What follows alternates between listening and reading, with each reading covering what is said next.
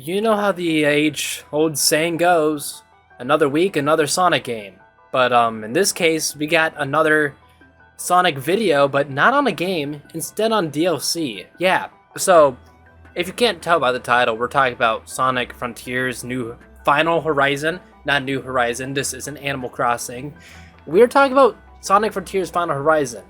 And I've seen the comments on the other video, so I just want to kind of make things a little bit clear here. I didn't have much time to be able to write some notes about this. I've just been really busy with classwork, especially with calculus. So I haven't had much time to write notes on this game. Plus, as of the time of me recording, it's been about 2 weeks since I beat Final Horizon.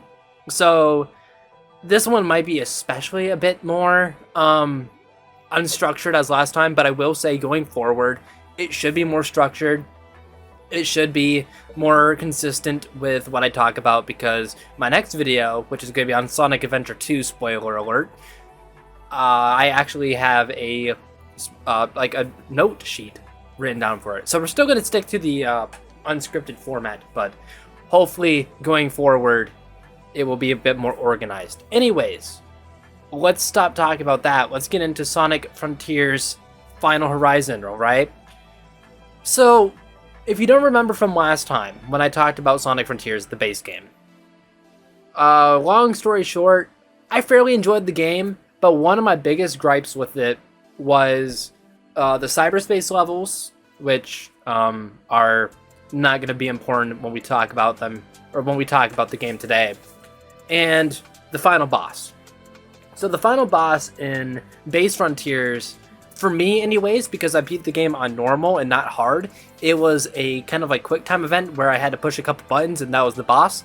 So it was like the Titan boss against Supreme, and then it was the quick time button event boss against the end. So, and that was it. So there, that was Base Frontiers. But one of the big things about Final Horizon is the fact that they changed the ending, and if I'm not mistaken, this new ending is the canon ending for Sonic Frontiers. So, going into it, let's make our way to that final boss, because when we get to the final boss, we'll talk about it, but we still gotta get to the build up first. So instead of you just playing as Sonic in this one, you play as 3 other characters. I mean, you still play as Sonic, but there's also the 3 other protagonist characters. So you play as Amy, you play as Tails, and you play as Knuckles in there as well. So if I'm not mistaken, Amy is going around and trying to find the emeralds. Correct me if I'm wrong, because again, it's been a couple weeks since I played this. I don't really remember Amy's role, honestly. Her role was finding emeralds or doing something for the emeralds. So there's that. I do remember, though, that because we'll do each character individually. We'll cover each of them like on their own. So we'll talk about Amy first. What I do remember about Amy is her physics are kind of wonky. She's kind of broken, so if you didn't know, or if you don't know, so she has her double jump, obviously, as like every character does, but then she also has like this jump where like the cards surround her, and for some reason, I don't know if this is intentional or not, but if you just keep pushing the jump button, you can basically glide with Amy, and it's like, I don't think this is how it's supposed to work. But it's funny because it's like she's not supposed to do this, but you can. So obviously obviously she wasn't as fleshed out as, say, Sonic or something. But I will say it is nice that you can play as Amy in this game. As much shit as I gave her like character in my base review, kind of as a joke, I don't actually hate the character of Amy. As much as I gave her character shit, it was still fun to play as her in a modern Sonic game, because I don't think we've been able to since, correct me if I'm wrong, Sonic Heroes was the last time that Amy was playable in a 3D Sonic game, and even then it was just like as a like counterpart to Sonic in the Rose campaign, or the Team Rose campaign. I'm pretty sure that's what it's called. So it was nice that she got her own moveset in this game. I'm pretty sure she also had her hammer, so there was that. And just like the other characters, she had the Psyloop ability and like her variation of that as well. So she controlled fine, but I think out of like all the characters, she was kind of broken. But there is another character that I feel was a bit more broken, which we'll get into very shortly. But first we gotta talk about Knuckles, because he's the next guy. So Knuckles, oof, I don't like his glide. Okay, his glide is fine in this game, but if you gotta be precise, it's not it. It is not it. He doesn't control bad. Honestly, I feel like he controls the best out of the characters. If I'm being complete, like besides Sonic, I feel like he controls the best out of the characters. It might also be my Knuckles bias, because I think besides Sonic and Shadow, in the main cast, Knuckles is my favorite. But I just found him more fun to play as than the others. And I will say, I forgot to mention this with Amy. Each of the characters, when you're traversing the island, I want to say it's like Orenos Island or something, whatever that one is called. It's the one with the towers, which we'll get into those shortly. But each of the characters have their own theme in the DLC, which is pretty nice. I don't really remember any of them, honestly, though, because like they weren't super duper memorable. They were all fine, though. But I think Knuckles was my favorite out of the bunch. Again, I don't remember much of the themes, like their like themes when you're traversing the world with them, but I'm pretty sure Knuckles was my favorite. But so his glide was pretty fine, or his glide was broken, but it worked when you weren't having to be precise with it. And it was kind of nice that just like Sonic, he was able to climb on those, like on walls. Like obviously Knuckles could climb on walls, but on the walls that Sonic can like run on, Knuckles was able to climb on. So that was kind of nice. That led to some pretty fun platforming in some points. But again, I mean, this is just going to be the common thing with all the characters but Sonic in this game, just because like this is the DLC, so they didn't have as much time to flesh it out. The characters are kind of broken, and it kind of feels like they didn't know what to do with them, because this is the first time in a while that you were able to play as another character that wasn't Sonic in a 3D Sonic game. So they were like, okay, what do we do with these characters? How do we make them characters? How do we make them control? So I'll cut them some slack on that. They weren't implemented horribly. But I'm pretty sure Knuckles' role was to take down or to destroy these like the Cocos that like you had to like destroy them, and it was the ones, I don't remember what they were called, but they were the ones that were like holding or like that were preventing you from being able to get the emeralds, because he had to do that. I'm pretty sure Tails, who's the next character we'll get into, had to like disable the cyberspace security or something. It was something like that. Again, it's been a hot minute since I played this, so I don't remember every character's role, but that was their roles, I'm pretty sure. But let's get into Tails. Again, I am so sorry that this is unorganized. I should have made a note sheet before I recorded this, but I don't really have much time this weekend to record, so this is like the best time I have. Just to give a little context, I'm sorry I'm side ranting again. I'm kind of in between classes right now. So my Friday schedule is, I have one class, I have my communication class, and then I have about like 4 to 5 hours, and then I got calculus. So I'm recording this in between classes, and you're like, okay, why don't you have much time? It's because my calculus homework load is insane. But that's besides the point. I am going on a rant again. So basically, before I was recording this, someone is non-mowing outside or something. I don't know what that sound was. But before I was recording this, I was doing calc homework, so I'm kind of in between classes, and I have like about 50 minutes in between. Anyways, that's another side rant. Let's get back into talking about Tails, who I was gonna talk about, but then I got I got sidetracked. So here we are. We're talking about Tails again. Honestly, Tails, he's broken because you can fly for a really long time. So when I was playing as Tails, I was able to get like from place to place pretty easily. so that wasn't that big of a deal. Um, so it wasn't bad to traverse the island, but like again, just like Knuckles, if you had to be precise, there is like Tails just is not it, because he also doesn't have a homing attack. So if you had to like attack an enemy, he has this weird wrench like attack that you have to use. And it's not the worst thing, but like it's just like, why does he have a projectile? Why can't I just homing attack onto it? And I get that they wanted to like make each of the characters unique and stuff, but like everyone else has a homing attack, but Tails doesn't. So that was kind of annoying. But Tails wasn't too bad to control as when you needed to use him. But like I still wouldn't want to use him if I didn't have to. I think he has like a plane or a mech at some point. I never got to like unlocking it because I didn't like grind out this DLC. I just played it normally. I did the objectives and beat the bosses, or the boss. Yeah, bosses. So I didn't like go like, I didn't fully experience each of the characters. I'm just kind of like going off the baseline, what their abilities are that you need in order to beat the DLC.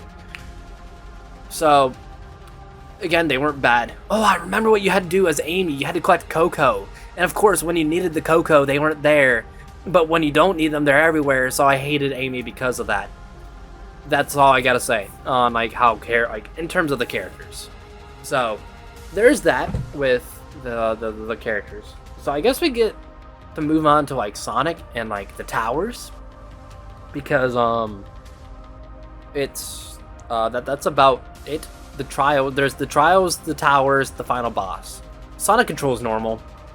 You know how I feel about Sonic. I thought he controlled pretty well outside of the cyberspace levels. Obviously there was a bit of jank because that's just a Sonic game, so you expect that. But Sonic controls well, but those towers. Let's get into the towers, okay? If there's two things that I hate about the DLC, one of them are the towers. The towers were miserable. So I'm pretty sure there was 6 of them, or maybe it was 5. I don't remember. It was 5 or 6, but basically they kind of tested your like controlling of Sonic and like what you learned from the game. And it's like, okay, that's not too bad. But what the problem was if the game didn't feel like cooperating with you, the towers are punishing, because it's not like the towers. I don't know if I mentioned the towers in the base game, but it was like you climb the towers to learn like more context about the Coco's past, and then that's how you get to the last island, is by completing that. But in this one, you climb those towers, and that's how you power up Sonic to like get over the cyber corruption, and we'll get into that, kind of like what that is all. I really didn't talk about the story, did I? Okay, I'll talk about that when I'm done talking about the towers, because we're kind of going over gameplay right now. And then we'll talk about story, and then we'll talk about the final boss. So, anyways, the towers were miserable. They were difficult, and it's like it's not a bad thing for a game to be difficult, because honestly, like they had a nice challenge to them, but they were very punishing if you didn't. Or if you did a wrong input, they were really punishing. You would fall all the way back to the ground. So you had to do like about 2 to 3 minutes of getting like traversing to get back to where you were. And I especially hated the 4th tower. There was this part, so I'm pretty sure the 4th tower was the one where you were testing your skills with the rails. There was a part where it was like these little loop-de-loop rails, so you're just going in circles, and it's like, what do you do? And I was like, you have to be very precise about the timing on that, because you got to fling from one rail to the other, and then you got to fling from that rail back onto the tower. And if you messed up, you're gonna have to go all the way back from the bottom, or like make your way all the way back up from the bottom and do it again. And the timing is really picky. So I was like, what the hell do I do? So I hate to admit it, but when it came to this tower, I turned that shit on to easy mode. Because I spent a good hour and a half just getting to that point, just to I didn't spend an hour and a half getting to that point, but I spent a good hour and a half trying to get past that point just to fall and have to do it all over again. And that shit was pissing me off. So I was like, okay, I don't like doing this, but I'm gonna switch this shit to easy mode, because I was like, I also hate looking stuff up for video games, and I looked up solutions. Like, I looked up like a tutorial, like a guide on how to beat the tower, and I was like, there is no way I'm gonna be doing this consistently. And I got it a couple times, but then I would fall to some stupid reason, because, you know, I'm just bad at video games. So I would fall and have to do it all over again, and then I would get the timing wrong. And then I look in the comments of that video, and it's like, if you switch it to easy mode, it makes the platforming easier. And I was like, is this really how it works? So, because I kind of figured something like that in easy mode, but I never switched difficulties on the game if I didn't have to. And I did for the tower, and it was, oh, okay, this is kind of like an auto level. So I beat the tower, and of course, the damn tower trial was piss easy. I'm pretty sure it was literally just defeating one of those ninja enemies, and that was it. I thought it was gonna be like a wave of like the Titan bosses or whatever. Not the Titans, the Guardians, the Guardian bosses. But no, it was just the one. I'm pretty sure. I'm pretty sure the 5th tower, because I'm pretty sure there was 6. I'm pretty sure the 5th one had you like fighting the like wolf pack enemy, so that was also piss easy. The trials weren't bad, honestly. Like, I think the only one I really struggled with was the one with the enemies that you can't just like homing attack onto, and you have to like side loop around them. That was the only one I might have struggled with, but the rest of them were piss easy. They weren't hard. It was just the towers that were hard, and I hated the towers. And I'm just like, I am never doing those towers again, because they were miserable. But that's not the only thing that I hated about the DLC. There was also that damn boss rush with the Master Coco, and I hated it. It wasn't so much that the bosses were bad, or that they were hard, because as you might remember from my Frontiers review, if you watched that, I said that the bosses were piss easy, but they were a spectacle because they made Sonic look badass. So, imagine these piss easy bosses. Okay, they're not bad, but you have to be quick about it because it's back to back to back. You have to verse all 3 of them in a time limit of 400 rings. And on top of that, you can't just do a normal parry, no, because a normal parry is not an option. You have to perfect parry. And a lot of it comes down to like finding the few frames that you have to be able to parry. And then you have to what is it? You gotta like parry, and then you gotta counter attack them. That's a lot of what it was. And the first one against Gigantra, or whatever his name was, that one was pretty easy. All I figured out the strat was to just like frickin' kick this guy in the face, and that gets his health down pretty quick. But a lot of what the suffering came from for me was from Wyvern. So if you don't know Wyvern's fight has you fighting against the frickin' the snake guy type of thing, and he shoots missiles at you, and you have to perfect parry those, which can be annoying. And then you get up to him, and you got to perfect parry 2 swipes from him, and then you get to attack him. And the window to attack him is pretty short, so you gotta do as much damage as you can. And then like that it's just like, because of how like many frame perfect things you gotta do in that fight, I would do so much time, because I would like miss time a parry because I do it too early or too late.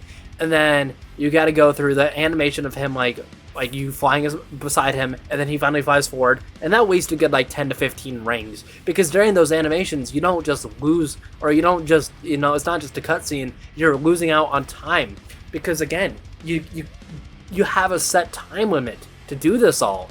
So it wasn't like, you know, in between you would restock on rings. No, if you go into from Gigantro to Wyvern with 150 rings, you have to be Wyvern and then the Knight with 150 rings.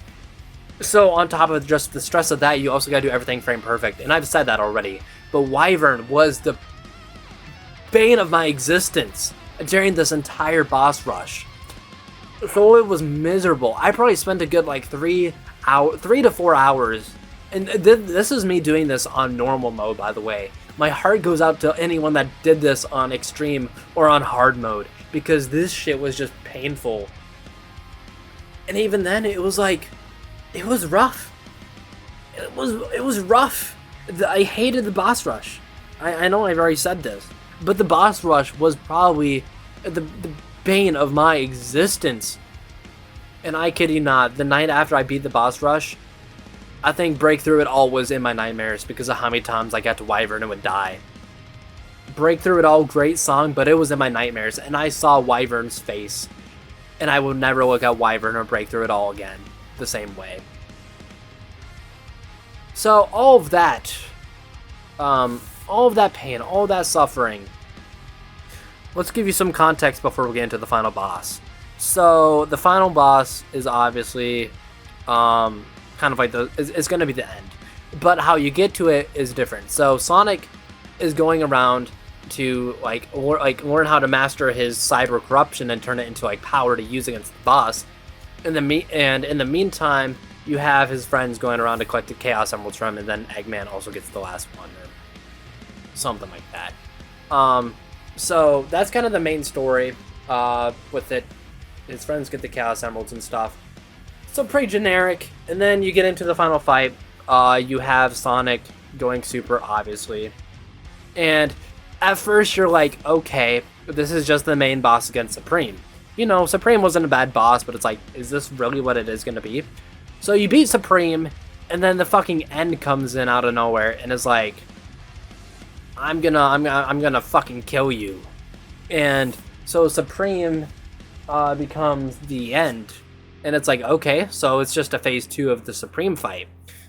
But I'll tell you more. I'll tell you this now. It's way more than that. So I'm gonna say that the boss did have a good bit of difficulty to it. I didn't know what I had to do at first. So there's this umbilical cord connected to Supreme from the giant ass moon that is the end.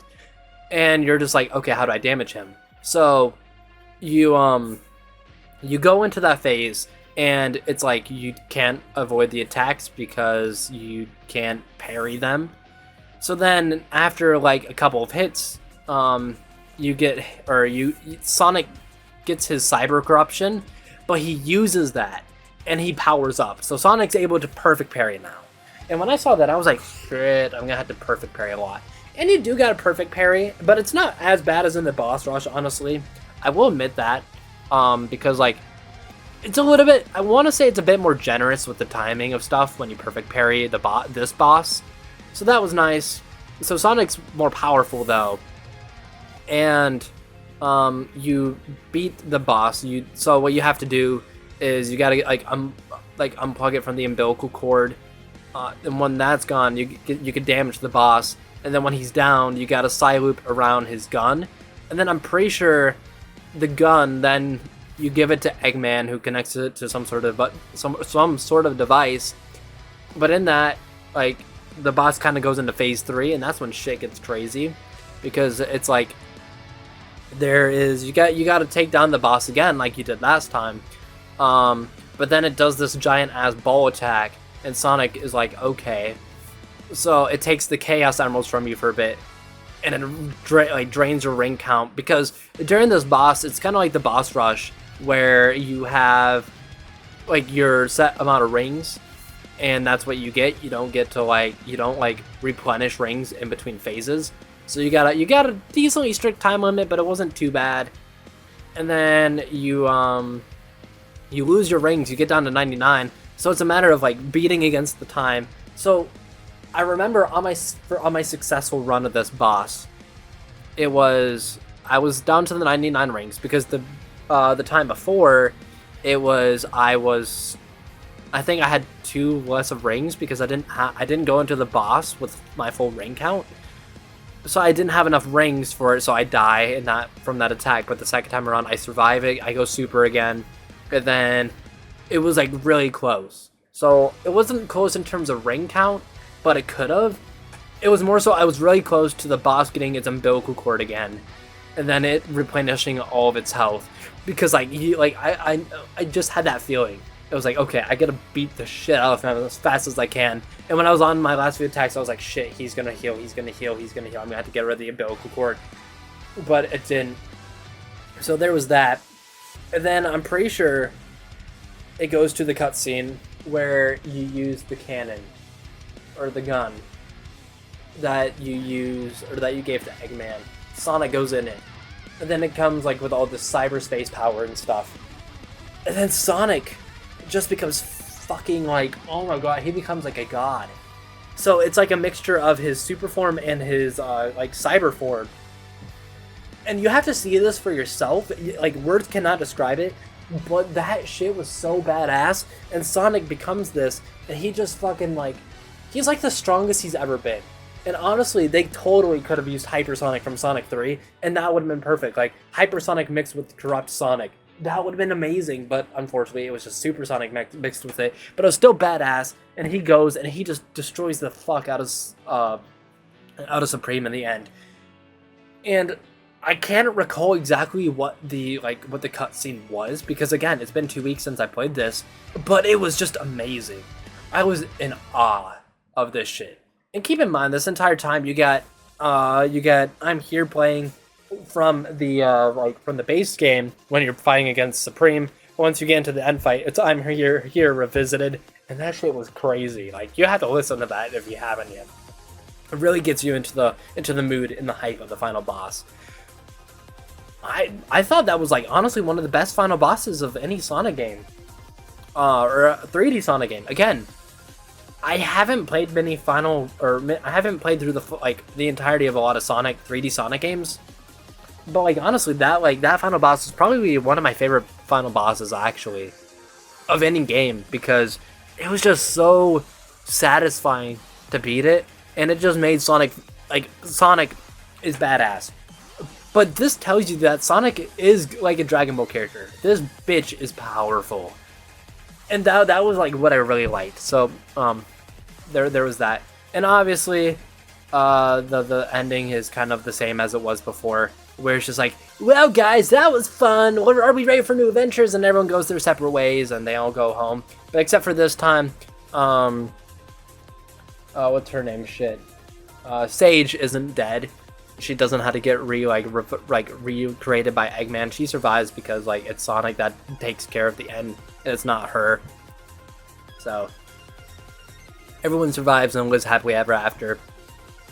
But honestly, like the story of Sonic Frontiers Final Horizon, like that ending was great. But yeah, so I'm gonna kind of just wrap up my thoughts here, because I've been going at this for a while. Again, I really hope that this is more better structured than the last time. And I know last time I talked about a whole game, and this time I just talked about DLC, and we're already at like 28 minutes, which is insane. I didn't expect me to talk about this for so long. But I guess there's just more I remember from this to go into detail on. So that was kind of nice, I guess. But I thought the characters controlled pretty great, or pretty decent, not great. They controlled decently fine for what you needed them to do. And I was like, so it wasn't bad. The towers were miserable. They were an unnecessary like difficulty spike. It's like, if you want to make this hard, if you want to make this DLC hard, just make it hard from the beginning, and not just have this difficulty spike when you get to the towers. I also hated the boss rush. It was satisfying to beat, but it was miserable. I guess like a good comparison is a Dark Souls boss. It's like you got to get the timing down just right, and then it's not bad. But even then, I don't think if I went back and did it again, I'd be able to do it first try. It would probably take me a couple hours to get back to beating it again, which is kind of annoying, but whatever. And then the final boss was great. Such a step up from the final boss in the base game. So I'm glad that they did that. I'm glad that they did the DLC, and that they went and made it so that the final boss was a lot better. But the journey to get there was torture, but it was satisfying. So I guess what it comes down to is, did I like Sonic Frontiers Final Horizon? Yes and no. It wasn't a bad DLC where, like, you know, I'd hate to go back to it, but I don't see myself going back to beating this DLC again. Because I personally, like, just how the characters control outside of Sonic, and, like, the boss rush and the towers. Don't get me wrong, it was worth it to experience that final boss, but I don't think I'd go back and beat that final boss again if I have to go through all of that. So, that's kind of my thoughts. It wasn't a bad DLC. It was a good DLC. it was great for the story. It was great for like adding another like level of like difficulty to the game if you thought the game was easy or was easy. But like, I don't know, as just a casual gamer and like someone that hasn't played like much Sonic yet, I found like the difficulty spike to be unnecessary. And I felt the same way about the final boss and the Superstars, but we're not talking about Sonic Superstars today. That could be for another video if I ever do that. But again, the DLC isn't bad. So if you want to go check it out, I would recommend going to go check it out one time. But would I recommend another playthrough of it? Probably not. Just because I don't feel like that all the suffering of that was worth going through and doing another like playthrough of it. But that's just my opinion. Obviously, my opinion could be wrong, and maybe people like the boss rush. If you like the boss rush, please let me know, and I'm sending prayers to you, and I hope that you're not insane if you like it. But I think that's kind of wrapping up my thoughts here. Again, I really hope that this video turned out better formatically